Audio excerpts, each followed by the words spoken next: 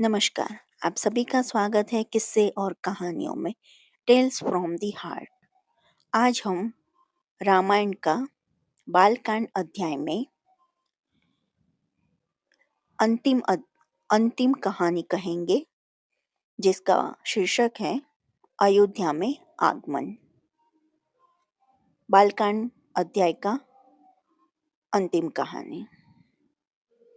परशुराम के जाने के पश्चात पत्नियों सहित राजकुमारों, गुरु वशिष्ठ, अन्य ऋषि मुनियों, मंत्रियों तथा परिजनों के साथ महाराज दशरथ अयोध्या की ओर अग्रसर हुए।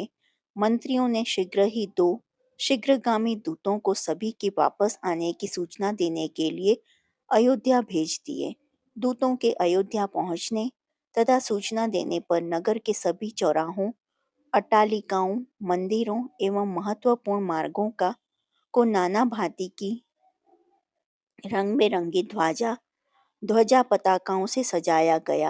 राजमार्ग पर बड़े बड़े सुरम्य द्वार बनाए गए और उन्हें तोरणों से सजाया गया। मार्गों में केवड़े और गुलाब आदि का जल छिड़का गया। सुंदर चित्रों, मांगलिक प्रतीकों, वंदनवारों आदि से हाट बाजारों को भी बड़ी सुरुचि के साथ सजाया गया। एक अभूतपूर्व उल्लास छा गया सारी अयोध्या में। अनेक प्रकार के वाद्य बजने लगे, घर घर में मंगल गान होने लगे।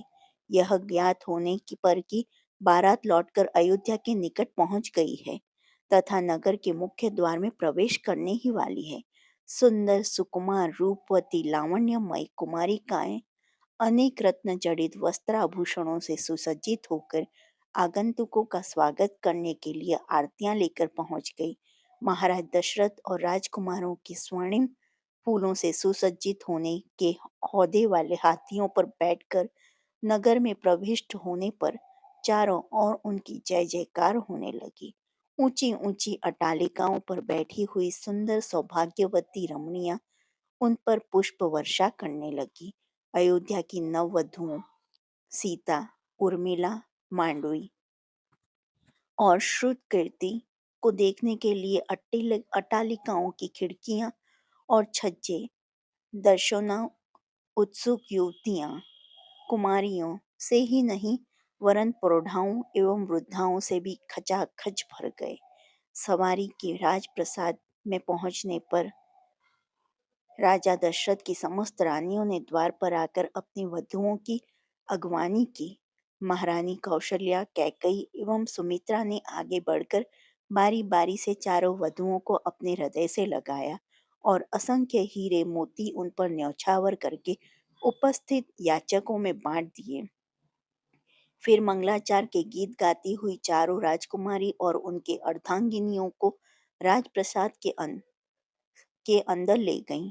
इस अपूर्व आनंद के अवसर पर महाराज दशरथ ने दानादि के लिए कोष के द्वार खोल दिए और मुक्त हस्त से नगरवासी ब्राह्मणों को भूमि, स्वर्ण, रजत, हीरे, मोती, रत्न, गोए, वस्त्रादि दान में दिए। राजकुमारों को राजप्रसाद में रहते कुछ दिन आनंद पूर्वक व्यतीत हो जाने पर महाराज दशरथ ने भरत को बुलाकर कहा, वत्स, तुम्हारे मामा युधाजित को आए हुए पर्याप्त समय हो गया है। तुम्हारे नाना नानी तुम्हें देखने के लिए आकुल हो रहे हैं, अतः तुम कुछ दिन के लिए अपने नदिहाल चले जाओ। पिता के आदेशानुसार भरत और शत्रुघ्न ने अपनी माताओं तथा राम और लक्ष्मण से विदा लेकर अपने मामा युधाजित के साथ कैकेयी देश के लिए प्रस्थान किया। राम ने अपने सौम्य स्वभाव, दयालुता और सदाचरण से न केवल अपने प्रासादी के निवासियों का बल्कि समस्त पुर के स्त्री पुरुषों का हृदय जीत लिया था। वे सबकी आंखों के तारे थे और अत्यंत लोकप्रिय हो गए थे। परिवार के सदस्य उनकी विनयशीलता, मंत्रीगण उनकी नीति निपुणता, नगर निवासी उनके शील सौजन्य और सेवकगण उनकी उदारता का बखान करते नहीं थकते थे। इधर सीता के मधुभाषी स्वभाव, सास ससुर की सेवा, पतिव्रत्य धर्म आदि सद्गुणों ने भी सभी लोगों के मन को मोह लिया था। नगर निवासी राम और सीता की युगल जोड़ी को देखकर अत्यंत प्रसन्न होते थे। उनके प्रेम और सद्व्यवहार की चर्चा घर घर में की जाती थी। यहीं रामायण के बालकांड का कांड अध्याय का समापन होता है। अब हम दूसरे अध्याय की शुरुआत करेंगे। जो आपको यह अध्याय अच्छा लगा हो तो please like, share and subscribe कीजिएगा। देखने के लिए धन्यवाद। जय हिंद, जय भारत। इसकी आपको एक प्लेलिस्ट भी मिल जाएगी पूरे बालकांड की।